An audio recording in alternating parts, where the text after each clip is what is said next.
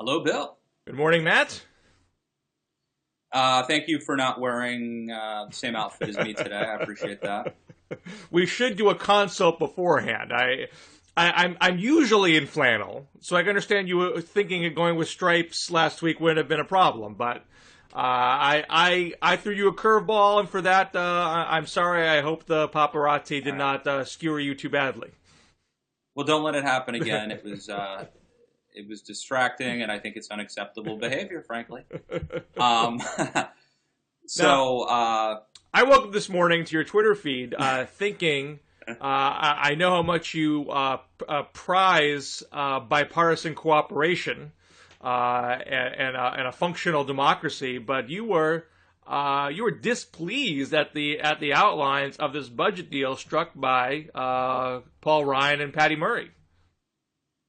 that's right, Bill. Look, I just think that the sequester is not perfect, but it was the only thing that actually has cut spending.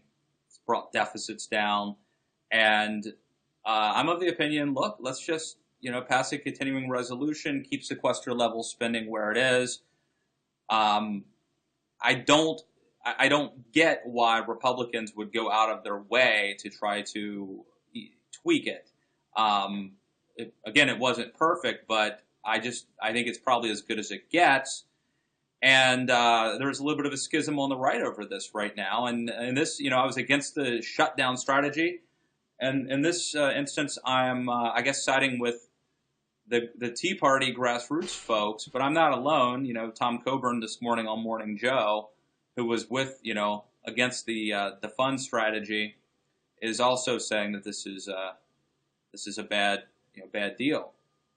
And so you think it would have made sense, after being burned so badly with the shutdown tactic in October, you think it would have been a better strategy for Republicans to walk away from this, put maintaining sequester as is on the floor, and if Democrats balk, government shuts down, try to push that blame off the Democrats. You think that is better than what's essentially a pretty minor tweaking? It's not repealing the sequester; it's an adjustment.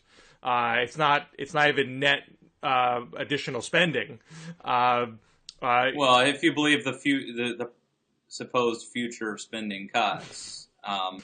But look, no, I think that there's a huge difference between what happened a couple of months ago and what should have happened now. I mean, it's audacious and quixotic to try to defund Obamacare, and it was destined to fail. In this instance, you would just merely be advocating maintaining the status quo. It's a much more defensible position, and if Democrats, if they want to shut down the government over maintaining sequester level spending, then that would be on them. well, I think what Republicans were thinking, or at least Republican leaders are thinking, is number one, maybe we could have tried to pull that in September, but now our leverage is totally shot after having gone to the shutdown well, once too often. So we really just Right. can't. Well, that's just another example of why the defund strategy was such a bad idea, and I think it also cost Republicans the Virginia gubernatorial election, and maybe it could end up hurting them now in the effort to keep spending low. Another unintended consequence. I mean, so I think there's that aspect that if its reputation of just sort of constantly toying with keeping government open, that just makes them look like unserious about governing. Second, you talk about status quo being sort of easier to defend than repealing Obamacare, but Obamacare is more polarizing than sequester. Everybody hates sequester. Sequester polls at 18% in the most recent National Journal poll. So that's pretty hard. That's not firm ground to stand on. And so I think they're very reluctant to go to the mat for something that's sort of universally reviled, no matter whether you want to spend more or spend less. Almost everybody thinks that sequester's the wrong way to go about it. And then number three, in the second wave of sequester that kicks in January, if this deal did not pass, it's the military that gets kicked in the teeth the hardest. And so you get a lot of Republicans on the merits say we just don't want to see the military get squeezed any more than it has to. So I think you get a lot of political and policy reasons why Ryan and Boehner were eager to diffuse this. And then on the Democratic side, 'cause I know some of my Democratic friends feel that, hey, we had the upper hand here. We should have drove a much harder bargain. We should have made sure that, unemployment insurance got put into this deal. We should have got higher spending levels out of this. There's no need to extend this Medicare cut an extra 2 years on the back end of the deal. There's no need to have to cut into new pensions for new federal workers or for military retirees. But the Democrats had an interest in just diffusing the tension and not having the entire congressional session all the way into 2015 be nonstop budget battle. Even that might have made Republicans look bad. It might have been. It might have made some political sense for November. But there is this window of opportunity to get immigration done by the spring. And if you're constantly in gridlock over the budget, you don't have the room and the time to cut that final deal. Right. I mean, they lost a lot of time in the fall already. So I think they really much want to clear the deck, right, and give this one last shot to happen. It's an argument for why Republicans might have been able to get away with driving not even a hard bargain, just maintaining the status quo. Democrats don't want to get bogged down in this fight again here at the end of the year. They want to move on to legislative stuff, proactively, possibly immigration reform. And so I just, I think that Republicans may be grasping defeat from the jaws of victory here. You mentioned that sequester is unpopular. I think any spending is unpopular, but it's easier to maintain a current policy than to try to come back later and get spending cuts. It's nearly impossible to ever cut spending. So I would just argue. I know you're skeptical about the back end cuts here, but even putting that aside, I mean, there's still upfront stuff in the public pension cuts, and there's revenue being gotten through user fees, also known as like taxes, tax increases. I know Grover Norquist accepts user fees when it's actually about getting something for a particular service. He considers that not it depends if it's a tax, if it's a euphemism or if it's legit. But yeah, good, valid point. Right. So I mean, there is some it's not all back end. There is some upfront stuff here, and it's all pretty minor. I mean, I'm not a sequester fan. I don't think spending should be that low. But if that's what I wanted, I just don't see this as being all that surrendery. It's a step back a bit, but there's still a cap here. You're still having net deficit reduction.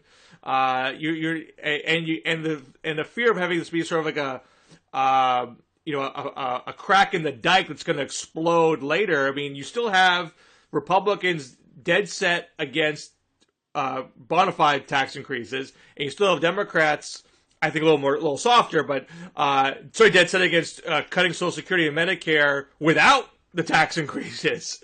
And so as long as those two firewalls all are in place, you still have a form of sequester. It's just not maybe as severe as it was a week ago, but it's still there. You're still having a deficit reduction. I wouldn't think, even if you didn't love it, I wouldn't think it would make sense to say, kill the deal and have a shutdown, because it's not exactly the level that you wanted at. You're still largely keeping a lid on growth of government spending. Well, I think it's just, it's going to be perceived, it is perceived by, the base as like a non sequitur and sort of like a unilateral surrender. Why this is the only thing that's actually worked. It's not perfect, but it's actually worked to cut spending. Why open the door to raising spending? Nobody believes in these, future cuts. But look, let's just talk practically speaking. I mean, Coburn's against it, Rubio's against it, Eric Erickson's against it, FreedomWorks is against it, Rand Paul's against it, the Club for Growth's against it, Americans for Prosperity's against it, Heritage Action's against it. How does this pass? How does this pass the Republican House? How does it pass? Well, I mean, most of the things that you've mentioned there are people who used up all the peas in their pea shooter. Most of them, but people like me, I don't think people are afraid. And Tom Coburn were against the defund strategy, and now we find ourselves sort of on the other side. So it leads me to believe that it's a more broad-based coalition against this deal. Well, I mean, if there were a lot of Coburns out there, you have a headcounting problem. I would be doubtful that a lot of Republicans are afraid of a heritage action score today versus in October. I think you have more Republicans saying if I'm letting heritage action dictate my voting record, I am destroying this party. I have to break away from that eventually. And you're getting closer and closer to primary filing deadlines. There's only so many last minute, we can talk about this a little bit, how many last minute primary challenges you have to worry about, and if they do jump in last minute, are they going to be well funded enough to really give you a run for your money? So the closer you get to the primary filing deadlines, the more liberated I think Republican congresspeople are going to be. So, and again, I think you have this military piece here where I think some Republicans might be, where they were sort of willing to screw the military in March of last year. Some Democrats thought they would never do it at all, and they were willing to have sequester, take a shave off the Pentagon. This second cut went a lot deeper, and I think is making more Republicans nervous. So I think they're going to be willing to side with the military-industrial complex over heritage action this time Well, around. let me say, look, it's not. I don't want to be like recalcitrant or whatever. I mean, I would love for a deal that actually cut long-term entitlement spending in return for rejiggering the sequester, which, as we both know, wasn't like a great budgeting, great accomplishment in budgeting. But you wouldn't go Simpson-Bowles. You wouldn't go tax increases for that. Prefer not to go full Simpson. You never go full Simpson-Bowles. But a lot of what was in Simpson-Bowles was great. And frankly, as I've been saying for years, Barack Obama should have just embraced it. And it would have been very difficult for Republicans to fight against that. Well, I mean, he has, in part, he did come out with chain CPI, which is in Simpson-Bowles. Basically said, I would do tax increases for chain CPI, and Republicans snubbed it. Well, we don't get into this again, but tax increases are off the table. Well, right. I mean, that's Simpson-Bowles. I mean, that's what the deal is in Simpson-Bowles. Well, since it is off the table, you have Ryan Murray instead of Simpson-Bowles. Well, and therein lies the problem. But so we'll see what happens. Look, I'm just saying, I think this could be a bigger fight than anyone knows. Maybe I'm wrong. I've been wrong before. And look, the fact that you think that this could lead to immigration reform is yet another argument for why the grassroots conservatives may be upset about this. That's not a feature; it's a bug. Right. Well, I do wonder. I mean, I don't think this deal's going to get scotched. But if it got scotched, man, the blowback of Republicans, I think that they would suffer. You guys can't govern at all. You have a deal in place that's not all that controversial, and you still can't stomach it. Would that drive Boehner, so insane that I'm just going to take some immigration and shove it down your throat because you're making it impossible for Republicans to sustain as a governing party. So it might be a lose-lose for the anti-immigration. I mean, it all depends. I mean, there might be some people thinking that I'm crazy, thinking that's right around the corner. But I think the fact that you have both Boehner and Obama saying last month that they would accept a series of bills as opposed to a comprehensive bill, and you have Boehner making this hire as his immigration point person, the director of immigration for the Bipartisan Policy Center, former McCain aide who is known to be for a pathway to citizenship, hiring that as a sign of serious intent on Boehner's part. And the fact that Ryan is someone who's also said he's for immigration reform, doing this deal and taking an obstacle away from immigration reform, all says to me that the leadership wants it. They do want to do it. And some people might be. And I'm surprised. I thought they'd be much more chastened by the pushback that Rubio and others got from the grassroots. It's funny because the grassroots conservatives and Tea Party folks have been so paranoid about the establishment selling out and pushing these things, whether it's the budget deal or immigration. I always thought they were paranoid.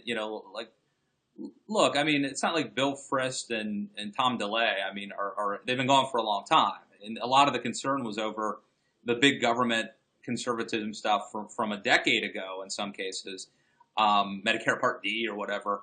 But it turns out that maybe they weren't paranoid. It seems like Boehner and Ryan. And by the way, I wrote a piece about Ryan back in 2010, pointing out that he was for TARP, he was for the auto bailout, he was for a confiscatory tax on CEO bonuses. I mean, he's thought of as being this great fiscal conservative, and his record's pretty good, except when you look at these really high-profile votes, he's been on the wrong side of a lot of them. So it is interesting that here we go again with that, and will it ever stick to it? So do you think that for Ryan to do this deal, he is doing it from Ryan's perspective?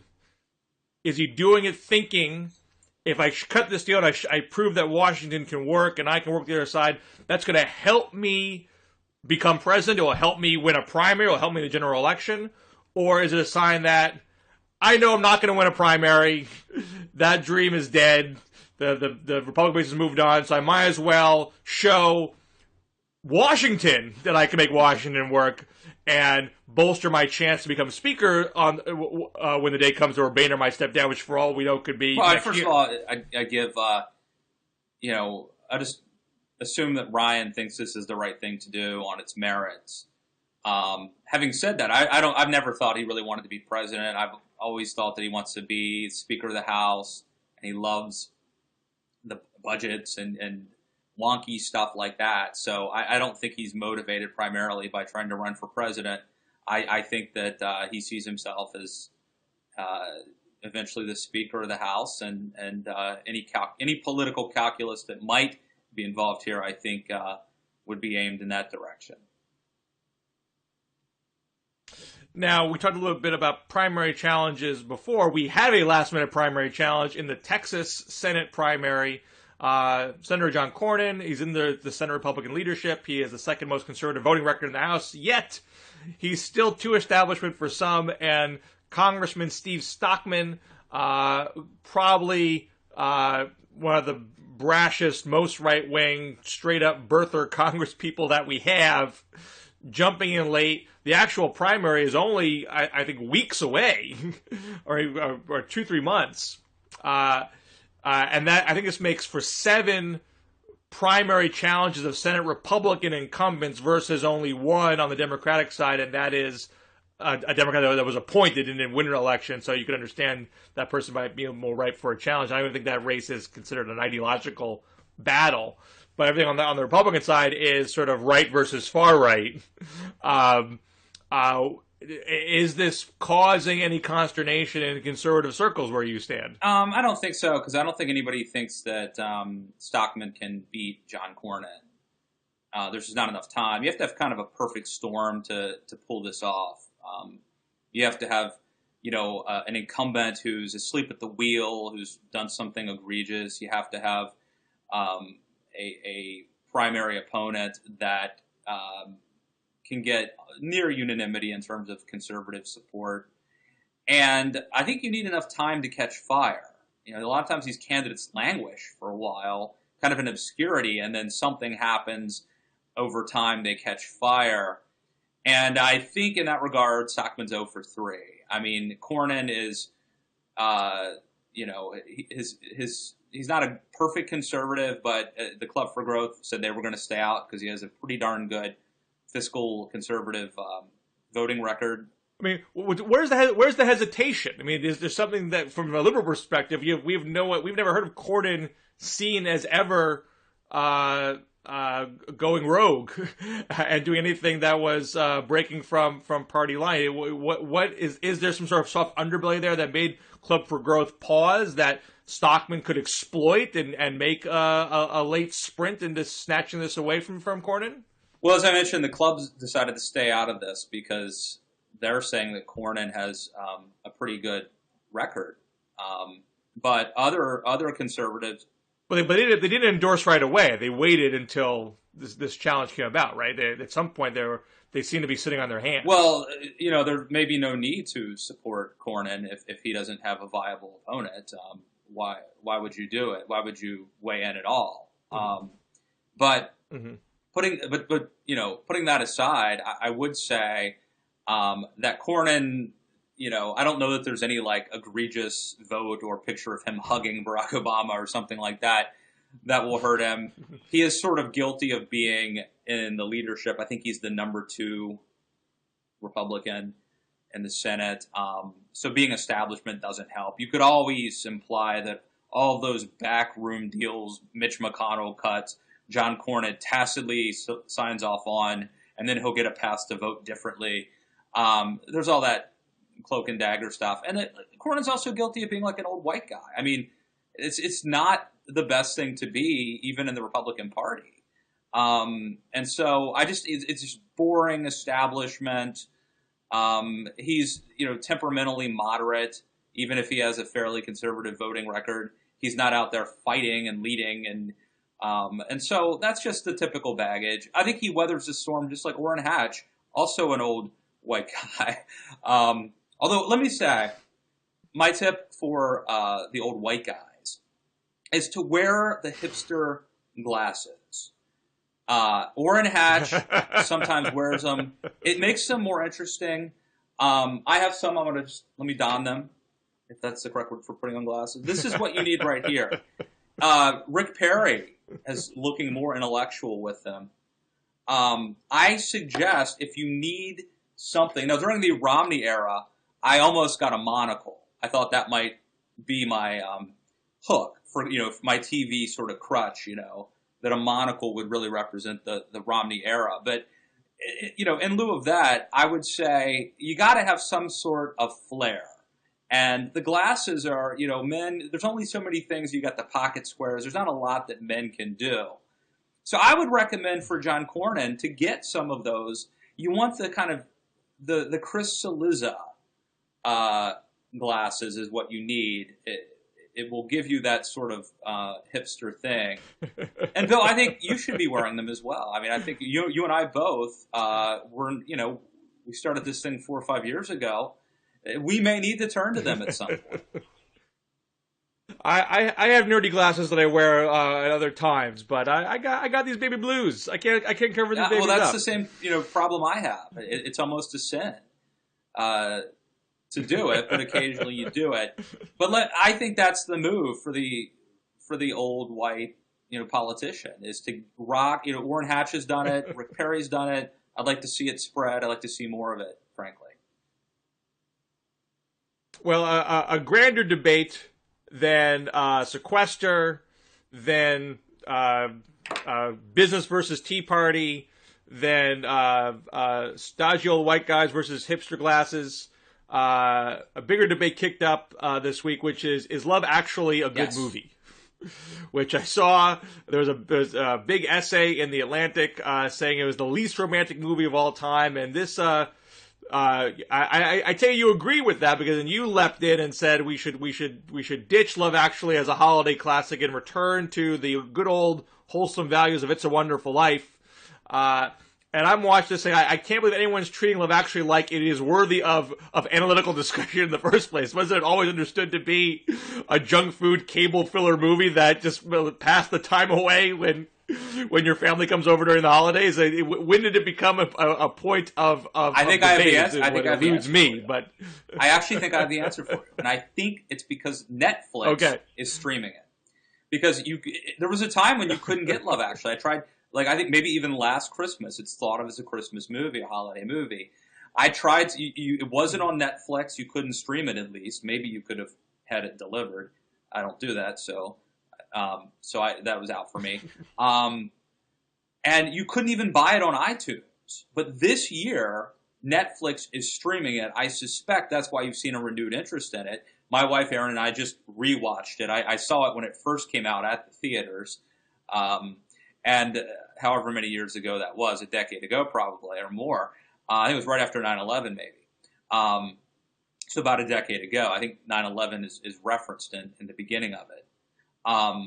And so I rewatched it a couple weeks ago, a decade older and more mature and a better, a better sort of critic of movies. And when I got done watching it, I had the same exact, I told my wife all the things that ended up being in this Atlantic piece that got a lot of traction about how it's the least romantic movie ever made. I, you know, And the correct answer to that question is serendipity, by the way. It's well, not Love they're Actually. similar Serendipity is the least era, romantic movie ever made. similar shtick.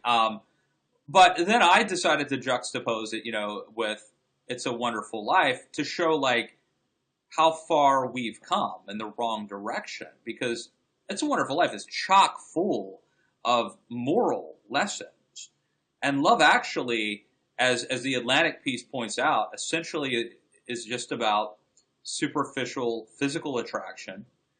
Um, as they point out, the most one of the most sort of compelling storylines is with a husband who flirts with cheating on his wife.